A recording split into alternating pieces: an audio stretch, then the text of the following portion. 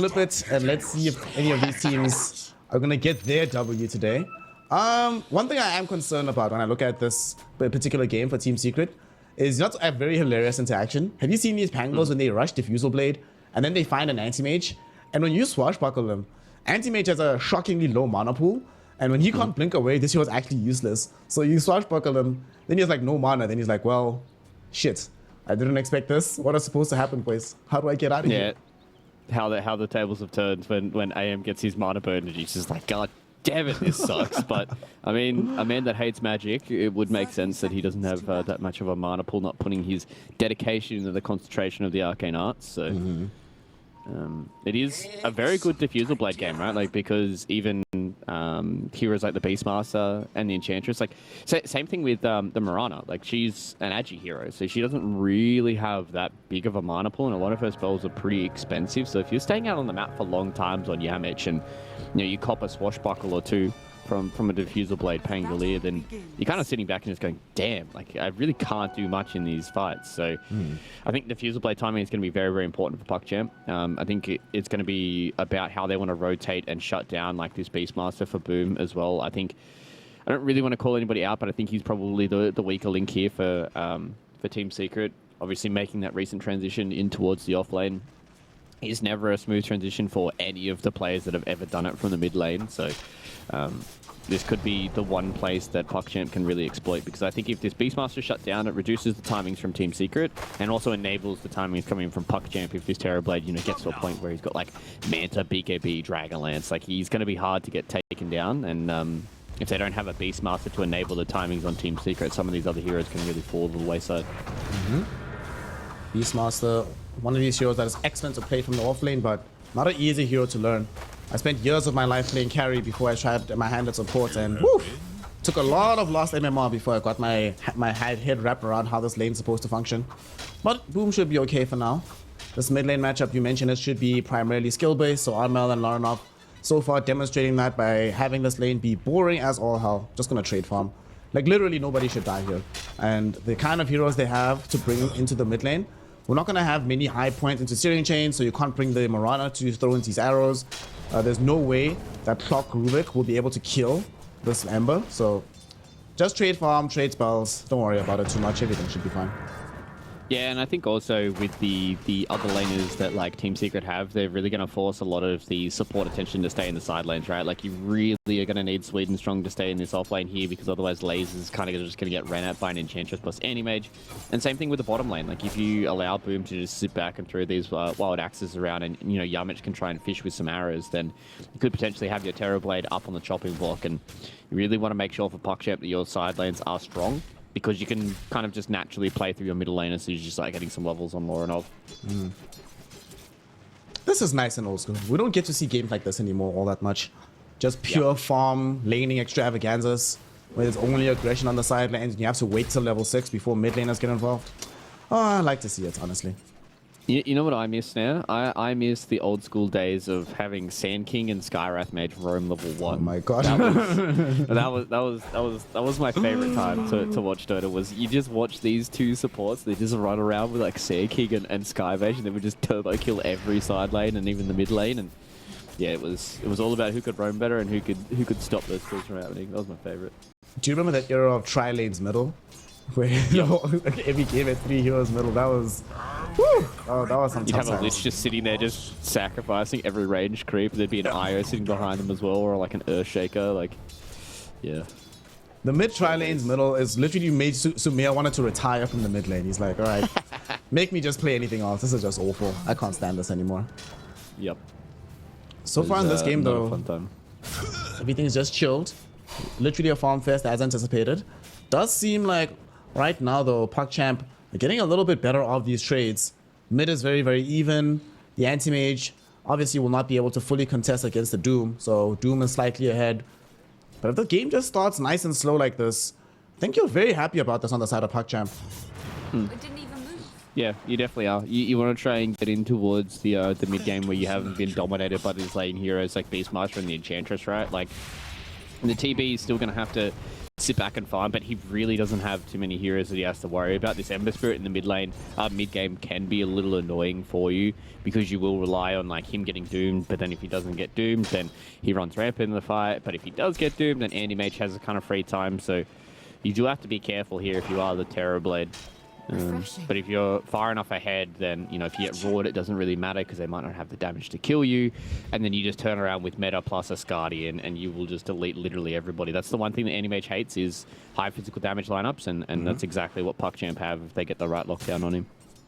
It was kind of hilarious seeing Yamich play around with Kidaro in the river, because both of them are probably accustomed to, all right, this when we make this mid-rotation, we can get some kill. And then they're just standing there being like, we have no purpose here, dude. Like, we don't actually do anything. We gotta leave. Yamich is gonna try set up for a kill onto Lorenov. Armel only has level 1 chains, and they make this kill happen. The arrow comes in, he actually catches him. Lorenov walked back into it. He thought he was dodging the arrow, but he might still live, but he doesn't have enough mana, unfortunately, to get off the shield crash. So Yamich claiming himself the first blood. If he had enough mana for shield crash, I'm actually not sure he dies there, but unfortunately he does not. And he'll give away the first blood to Yamich, who's now making his presence known in the top lane. Might choose to throw in another arrow when it's available, but he's gonna rather just get back. Is that the last? Yeah, I like what PuckChamp are doing now. They're punishing Boom in this bottom side. Kadaro will have the cogs to be able to just keep him in spot, and that just means that low skill gets a free kill. So that's what you want to do when you do see a lot of these Pos 4s make their rotation. Unfortunately for Lorenov, he was home and hosed. He walked away from it. The Syrian change didn't last long enough for the arrow to hit. But as you said, with this shield crash, he definitely would have been able to live. But now comes back full HP and mana. Either way, still a pretty straightforward game. Armel, what are you doing, buddy? Armel, he was trying to set up a kill because Yamich is coming in behind him, but now he's in danger. Look where Kidaro is, but Kidaro can't find him just yet. Does have battery assault and the power cogs. Will he be able to utilize them onto this Ember? They're bringing in the Rubik as well. They want Armel and they want him bad. I think they're going to get him. They find him with the lift, but they have not been able to catch him with anything else. But as he remnants into the swashbuckle, Lorenov doing some future prediction plays then, catching out Armel. All right, a little bit of revenge happening in this mid lane, but it does come at the cost of both of these supports having to move off. So they have to be careful on the side lanes now, in case they look for retribution on the side of PuckChamp. Yeah, I think PuckChamp are happy to kind of just leave the TB to his own devices now, right? Like, he's got full treads up, he's got a magic wand. Boom only has three levels now in the wild axes, but as long as low skill is kind of okay with taking these trades, he can start to force out Boom. He has to be careful now that he does not have Kadaro close to him. Or if that arrow hit, that could have definitely gone down. But low skill should be okay with just popping some Conjure Illusions and just trying to go in towards the jungle here and just allow Boom to do whatever he wants in this bottom lane. We actually saw the influence of that kill earlier onto Boom, because if he didn't die when they left him, Yamich, he might have had level 6, and then you can set up with the arrow with the Primal Roar, but because he did die, he is a little bit short of the experience necessary. They cannot find that kill. Dota 2, game of margins, small things cascade into much bigger influences down the stretch. But now though, he is still, like you said, being left to his own devices, just farming away. Kidaro's back to protect him. They have a sentry ward out, so they know he's being scouted by the sentry ward. Or with the hawk, sorry, not the sentry ward. So far so good. Now that Armel though is level 6, do you want to see him make a move anywhere on the map? Potentially go and assist this Beastmaster to actually kill low skill once they have the Primal Roar available? I think he just needs to make sure that he matches the rotations coming in from Lorenov, right? Like, he's now been able to send him back to base with the Orb of Corrosion, so he can play a little bit greedier, but just as long as he makes sure that he matches this side lane aggression, because I think Lorenov is going to be the first one to make a rotation, really trying to enable the Doom or the Terrorblade. So as long as he's in a position to be able to, you know, TP towards the lane, get a response, maybe you might lose Boom or maybe you might lose Yamich, but as long as you can transition into a kill yourself, should be happy for Armel. Big arrow. Armel, he is happy to see an arrow pop off, but unfortunately for him, there is nothing to pick up because Kidaro grabbing the regen rune on the other side. Oh well, they tried. It was fun. And top lane, Lay's not necessarily having that much fun. He's getting mana burned by Chrysalis, and the body blocks from Puppy being attempted. Unfortunately, they're not going to come in clutch enough. Crystallis will throw in the Mana Void, and here comes assistance though. Lay's still alive. There's going to be a Rolling Thunder coming through onto these heroes. Armel does eventually end up getting the kill, but he might end up losing heroes in front of him as Puppy goes down to the Rolling Thunder. But there will be further follow-up. Boom, bringing down Kidaro on the opposite end of the map. So 2-for-1 exchange with all that they're doing here, but they will be much happier on this. They do bring down Doom though with the usage of the meta downstairs. And 2-for-2 then globally. Offlaner and support for offlaner and support. So similar ideas happening. And like you mentioned, they want to try match rotations, and I think it's very funny that Laranov and Armel showed up at the same time on the same side of the map. Yeah, I think this is just kind of Armel understanding that the Ember Spirit can scale a little bit better than what the Pango can. So as long as he's making the same kind of rotations while he's still getting a lot more out of the map, then it means that Laranov is kind of getting to the point where he's a little bit too far behind. He's starting to fall further behind now up against Armel. I mean, the net worth is relatively similar, but it's just the fact that Armel can make these rotations a whole lot easier than what Laranov can in these fights. So have to be careful about how they utilize their Pangolier. Definitely want to see them try and transition towards Boom in the bottom side as well. Really hasn't had the best start, going down twice already here on the Beastmaster. Haven't been able to kill low skill just yet, so I want to see them try and put emphasis towards his bottom side and take Boom down once again. They're gonna make an attempt right now onto Kidaro's life as he gets scouted out. There's 4 heroes around him. Wow, boss, you are so dead. In characteristic fashion, obviously Puppy's gonna take the last hit, but look at this in the river. They set a trap for Armel. Do they have the damage to kill him? Is the question. One more hit on the Rolling Thunder. He tries to dodge it with the Sleight of Fist, but it still ends up connecting. Laranov finishing him off with yet another swashbuckle. What a trap from PuckChamp. They knew that the kill was gonna happen bottom, but because they see all these heroes taking the tier 1 tower and taking Kidaro's life, they also know no one is available to help Armel as the Ember Spirit goes down yet again. Yeah, 2 kills now for Laranov on his counterpart of the Ember Spirit. Means that he can really start to set this tempo. He's, you know, he's like 50 gold away from his Blade of Alacrity, which is just the start of his Diffusal Blade. So once that comes up, he's going to be very, very scary in these next couple of team fights. But it's only 10 minutes in. Everything's doing pretty chill. I think I think Low Skill really has done a very, very good job at just having a great start to the game. 81 CS so far, 10 minutes in, 2-0. He's now being able to take over the triangle. He's going to have his Yasha in like 100 gold, and that's when it really starts to accelerate for the Terrorbraid, right? You've got max level in Conjure Image, you're going to have the Yasha, you're going to be able to move between creep camp to creep camp extremely fast, now take down an Ancient Camp, and I think it's the onus is now transitioned back on a Secret, right? Because they're the ones that need to take down this Terrorblade because they're starting to fall behind this big bad carry. Speaking of carry players, good game sense from Chrysalis as he manages to abandon the top lane just as the gank was coming in for him. They just triggered level 6 on Lays, so they wanted to try and go telekinesis into Doom, but he's backed off. He's safe. Mid lane, who might not be safe, is Laranov, but he does get off the shield crash this time. And because he does, they know that they do not have the damage for this. Sweden Strong steals this young Searing Chains. Will chain up Armel underneath the tier 1 tower here. Have him take some pot shots. Force him to retreat a little bit. Does have 10 one charges, so might decide to re-engage. And I think they're just trying to waste as much time as they can on the side of PuckChamp, but they know that this tier 1 tower will almost certainly fall here. And Team Secret very happy to claim this. Nobody's able to bring it down though, so no bonus gold for any individual, but everybody gets spread evenly. You love to see it. I think this is a very key tower to be able to take down here for Secret. He can start to invade the triangle. Low Skill, understanding this, wants to try and take over the Dire jungle because Chrysalis just really hasn't had the best of starts. I mean, it is a pretty decent start for the Anti Mage, but he isn't off to one of these kind of rip-roarer starts like we're seeing Low Skill, who's had a pretty uncontested game so far. You have a Meteor Hammer up now for Lays as well, and Lays is, I'm pretty sure he's built Meteor Hammer in almost every hero that he's played so far, which is pretty wild considering that he's playing on a Doom, but could help them win this next fight. Well, the fight's coming in right now for PuckChamp before they're really ready for this one. Laranov considered going back in for the swashbuckle, but Sweden Strong, you could almost hear him being like, wait, don't do it, don't do it. Let me tank the gank, bro. I'll do it, I'll tank it. And they're like, okay. They let it go. They end up losing the life of the Rubik, but in the grand scheme of things, it is a rotation from Secret that is slightly successful. Some gold into the back pocket of Armel. And speaking of Lays as well, I was concerned for him a little bit because he was very far behind in experience. Look at him, he's level 7. His counterpart on the Beastmaster is level 9. And this is despite having Devour and the Meme Hammer. So he's really lacking in the experience department on this Doom. And Doom is one of these heroes that scales amazingly with levels. So I do want to see them prioritize him a little bit to make sure he can catch up to Boom. Yeah, he has kind of had Sweden strong in his lane for a very, very long time. So I don't think we ever saw the Rubik. I think he moved out of lane like once. So sharing a lot of that experience, whereas you saw Puppy just make a whole lot of rotations, whereas you can see that Chrysalis was able to get a little bit more experience. So Lays is just going to have to sit back and recover. But this is kind of the beauty of the Meteor Hammer, right? Like you can just instantly kill a creep wave.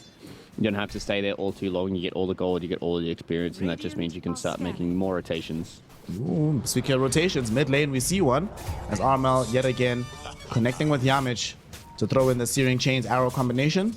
Now that Armel does have this at level 3, you can set up to ensure that the arrow lands pretty much every single time. Been utilizing it to good effect, and they're just like trying to keep control of this entire area. Make sure that this anti-mage still has access to his own jungle to farm. Lay's not going to feel too confident pushing onto the tower to utilize the meme hammer. And of course, they know that Boom is completely controlling the bottom side of the map. Man, this map play from Secret right now is hella solid. They're just denying the ability for PuckChamp to make any big moves. And until they get the full Diffusal Blade on Larnoff, I don't think they actually want to make any of these big moves. They might not have the damage to find any kills. Yeah, and this is where, you know, the draft from Secret really comes into play, right? Like they have this super simple 1-2 combination to be able to play the map, and it just means that you've got a hero like Beastmaster who's very self-sufficient. Chrysalis just needs Puppy to kind of hovering around him. Doesn't need him like super close, but needs him kind of in the same vicinity to be able to enable him to farm. So Secret are playing this kind of 2-2-1 style very, very strong. This is something that we're seeing a bit more of a resurgence from in a lot of these top tier teams, has been not them kind of sticking around as 5 heroes, just trying to make sure they have these strong, you know, 1-2 heroes to get stuff done. Speaking of 1-2 punches, we see that they go in for Armel right now. He dodges the swashbuckle. Oh no. The final stun did not come in time. And although Kidaro had an amazing initiation, they're unable to keep Armel pinned down. And here come reinforcements from Secret. They want Kidaro first and foremost. Yamich finding him with the arrow, and they're able to bring him down. Sweden Strong blocked in by the Helvet Smasher.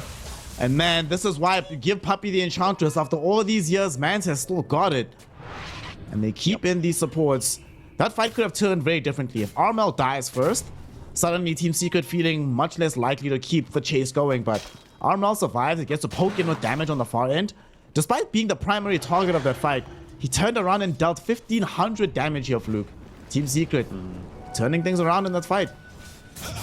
Yeah, it's a little awkward for them just because you could see that Lorenov just didn't have anything to bounce off of. And that's kind of the rough part with Pangolier, is sometimes that you can find these great initiations, but if you don't have anything to bounce off of, then like your Rolling Thunder can really feel bad into these heroes that you need to chain stun. So Armel was lucky to survive that last one. But PuckChamp, they're doing a really good job at just constantly being in the face of Team Secret. They may lose Hedrick again. Is he dead? Oh, Armel. I don't know about this one, Armel. I think he might just have to be merciful and just let him go, lest he risk his own life. And you see some TB illusions being nearby. That does mean they're going to aggress on top lane as well. Lays is in danger here. They are going to jump onto him. A couple of hits come in from the anti-mage. There's going to be the Hurricane back, and oh no, he got counterspelled on the Doom. Crystallis with the outplays onto Lays. Yeah, Deb, that was sick. I mean, you love to see it. I'm a big Anti-Mage fan. I know there's a lot of players out there that hate seeing this hero, but I love watching Anti-Mage. I think he's a very high skill kind of hero, and a lot of skill expression. Oh, Lorenov also dies. That's the combo. You really hate to see it. Yeah. I hate to see it. It's a pub ruining experience. It's also ruining Lorenov's game right now. Chains, arrow, damage, death. PuckChamp really feeling on the back foot here. There's pretty much nowhere on the map they can play confidently. Even low skill forced to farm in front of a tier 2 tower. Top lane, they actually might try to go onto Kidaro as well. Look at this Puppy running around with a stolen conjure image from the Terrorblade. He doesn't have a TP, doesn't have any avenues of escape. As Armel gets the kill with this illusion, or this Invis rune rather. They just in control, Fluke. Yeah, it's just the massive amount of map control that Team Secret have. The fact that they have these scary pairs, and this is kind of what I was talking about. This kind of like 2-2-1 style for a lot of these teams has really started to come to prominence, and that's why you see heroes like Enchantress, Beastmaster, Mirana, and these heroes are just unable to combo with them because if you have kill threat with like just 2 heroes, it means you can just put those 2 heroes together and still get an experience lead. They're going to try force a kill right now onto this Enchantress. He is falling fairly low, but Armel coming in with the Searing Chains and huge damage there from the Sleight of Fist. Enables them to bring down Kidaro. They have a Primal Roar onto low skill. Can he sunder a target? No, he cannot. Yamage end up getting that kill. Sweet and Strong does manage to steal the arrow. It gets tanked up by the Marana, but unfortunately, Sweet and Strong should still die here. Beautiful Searing Chains combination from Armel. Sets up the double kill for Boom. And Team Secret eliminate 4 heroes on the Radiant side of the map. And that was a fight that PuckChamp started, but certainly not a fight they were able to finish. Yeah, this game looked so good for PuckChamp in the first maybe 10 minutes. Low skill had a good time. Lays, yeah, he was a little bit behind when it comes to the experience, but his net worth was perfectly fine. Loradov didn't have too many issues. I think they just kind of stagnated super hard. They weren't able to hit their next timing, and the fact that Team Secret are just able to run around with this Ember plus Marana combo, who again are going to get another kill, just makes it so hard for PuckChamp to sit back for these couple of minutes where they need to try and get, you know, they wanted the hook shot, they wanted to make sure they had Diffuser Blade out on the Pango, and maybe one other item for the Doom, right? And Secret just did a really, really good job of just punishing them before they get to this critical mass, because Doom and TB are 2 heroes that aren't really going to do much on the map together, and they just punish the one hero that is able to do stuff for PuckChamp. And I mean, they're just playing really, really good Dota right now, and I didn't see how PuckChamp can come back into this. Well, down bottom, Laranov forced to just use Rolling Thunder and just get himself away. Unfortunately, that is their primary team fight spell at the moment. So they have no more team fight to defend this tier 2 tower with down bottom. Should be a fairly easy push for Team Secret. To make matters worse, you see Chrysalis has just been playing as the anti-mage, not really have been involved in the last few engagements. It's always very, very scary when you're losing to a team that has anti-mage. You're playing 4v5 and still losing most of these engagements. And Chrysalis just gets to farm up, get bigger and bigger and bigger and bigger and bigger. This anti-mage building into the Basher, erstwhile this Doom and this Pangolier not necessarily scaling in the same fashion. Pango especially has really been kept depressed, man. He's gotten this Diffuser over Corrosion, only now he gets a Blink, but where's the scaling potential in the way that this game is going right now? He might still end up being one of the first people to die in the upcoming engagements, given that he's so squishy as well. Yeah, he's 1200 health, so this is kind of the sad part about playing Pango. Sometimes you just go on this little feed train and then your hero feels really rough to play. And Secret, they understand that there's only 2 scary heroes on the map in Lays as well as low skill. So they want to try and deal with them now. One of them is going to get brought down potentially in this top lane. Lays going to get himself stunned up with the Searing Chains. Activates the first BKB of the game for him. Make sure that he's not caught out by the combination. And they managed to escape on Kidaro at the same time. All right. Not bad, but at the same time, that is still a BKB charge expended just to try and get back to safety. So that just invites Team Secret to go and have a date with the big man wandering inside the Roshan pit for the Aegis. Yep, we're getting an Aegis. Lincoln Sphere just completed as well here for Armel, so he's going to be impossible to deal with. They still do have some chain stuns that are AoE chain stuns, so it's not like he's going to really be able to run around these fights, but shouldn't have to worry about being, you know, like telekinesis into Doomed or, you know, Rolling Thundered, like instantaneously getting Diffusal Purged and all that kind of stuff. So should allow him to have a lot of freedom in these fights. But yeah, Secret, they just take Roche.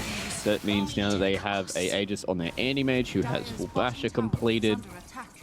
I think it's a kind of just 5-man. They can just walk around and take a lot of these towers. Like, Doom doesn't have Blink just yet. They're going to have to rely on Loranov's Blink Rolling Thunder. And then you're going to have to get low skill involved in these fights. And I guess they do have the items for it. Now with BKB being completed, they're close to a Blink Dagger on Lays. So maybe in the next couple of minutes, we might see PuckChamp be able to come in with a full 5v5 and see if they can test their mettle against Team Secret. Right now, it's a difficult 5v5, given that they do have access to this Aegis. However, they might be able to maybe catch Team Secret here because they don't have their 2 supports with them. However, with the Lincoln Sphere up on Armel, very annoying target to go upon. But there's that Blink Dagger you just mentioned for Lays. And several heroes are stacking up on the top side of the map. So I think they're thinking about how badly they want to go in for this engagement.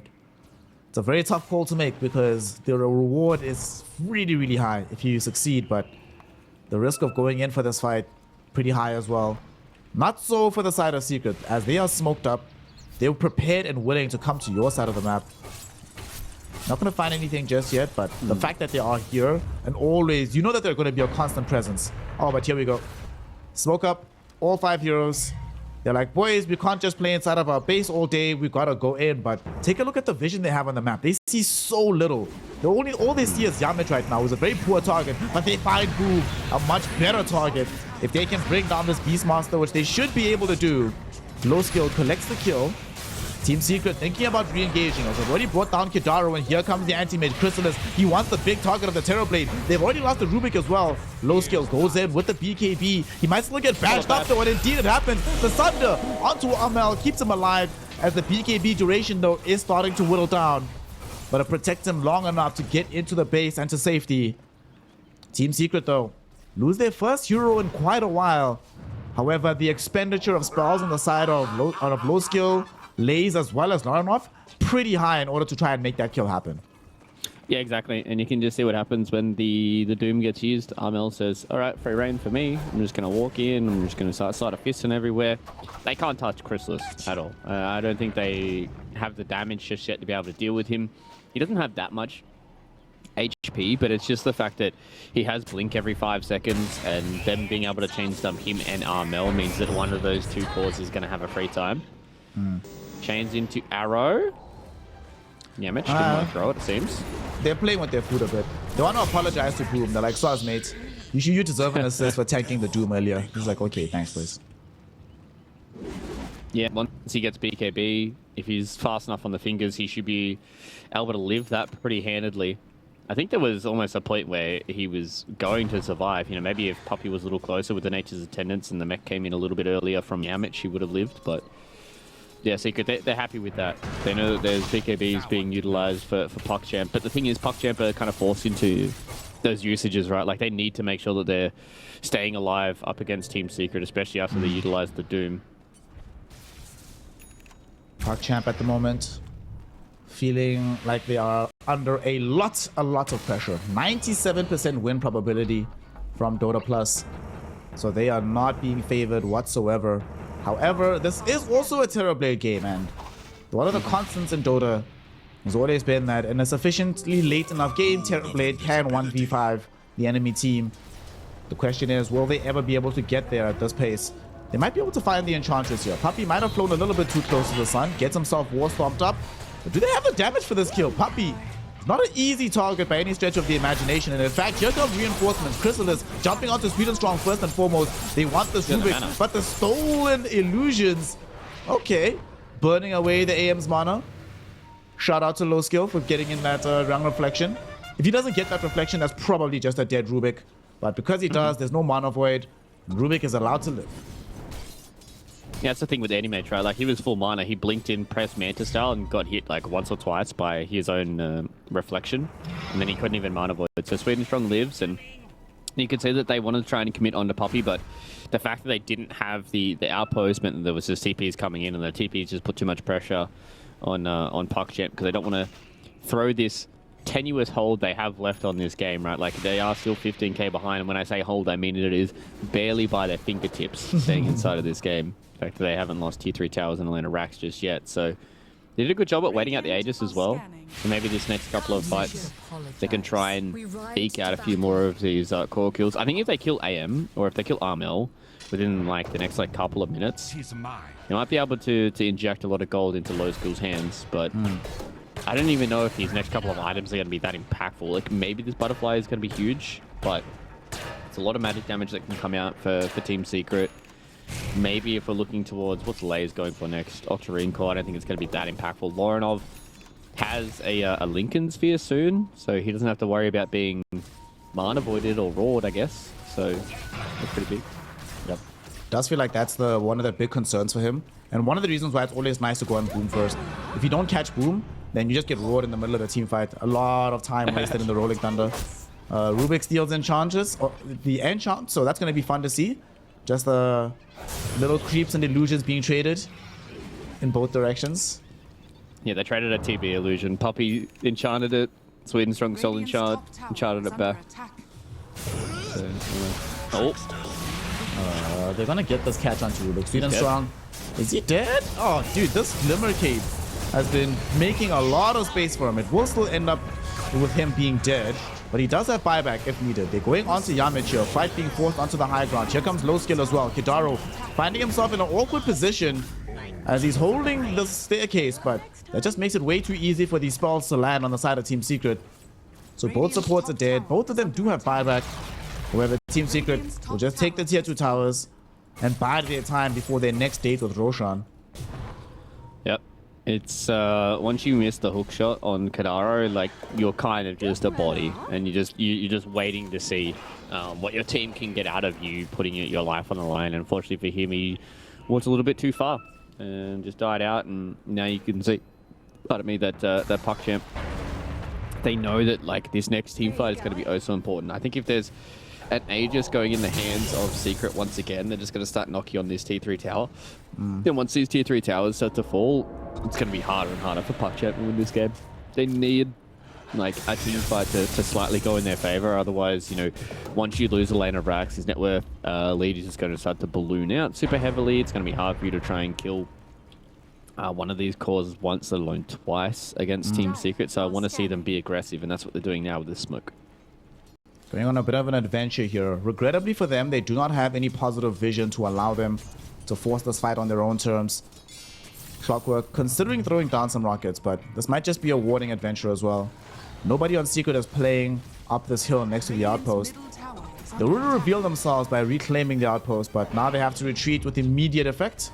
And Team Secret, they recognize this. They actually might find low skill. He hasn't popped the BKB just yet to get himself out. Yamich doing his best to try and close the gap, but they won't be able to find him. They read the wrong direction. So they get out, but Kidaro might not be as lucky.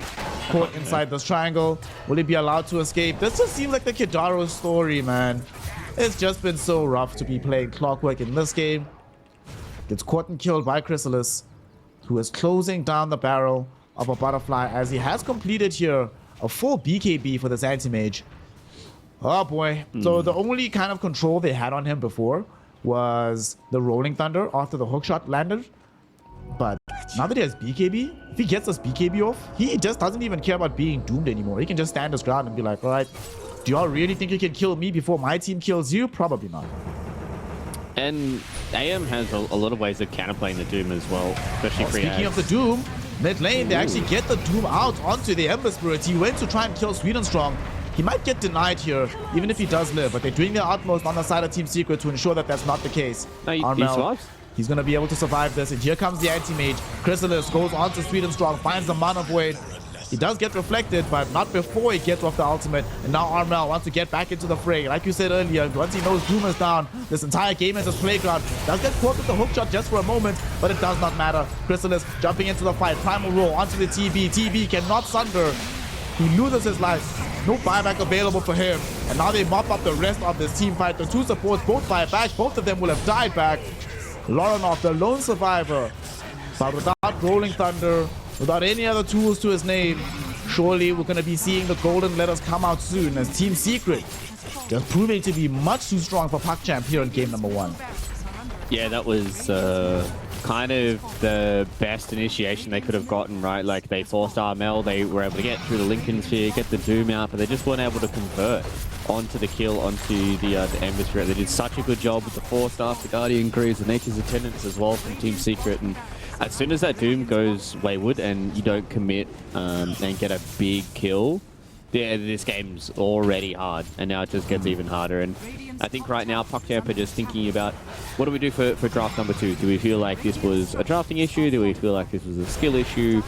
What's something that we need to try and emphasize going into game number 2? Because this is all important series for both these two teams, right? Team Secret, they're currently sitting at 2-1, I believe. So if they go after this, it's 3-1.